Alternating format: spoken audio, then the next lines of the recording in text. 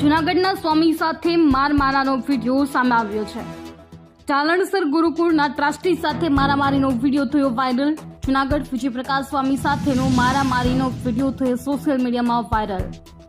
સુરતના ડુમસ ખાતે આવેલ જમીન કૌભાંડ મામલે મારામારી કરી હોવાનું પ્રાથમિક અનુમાન। સરકારી 2.17 લાખ ચોરસ મીટર જમીન કરોડો રૂપિયામાં વેચવાનો આરોપ લગાવ્યો હતો સ્વામી વિજયપ્રકાશ પર। 2000 કરોડની જમીન કૃષ્ણમુખલાલ ભગવાનદાસ શ્રોફને નામે ચડાવી બિલ્ડરને વેચી દેવાના આરોપ લાગ્યા હતા સ્વામી પર। હાલ સ્વામી પર મારપીટ કરી ધાકધમકી આપતા હોવાનો વિડીયોમાં આવ્યું છે સામે।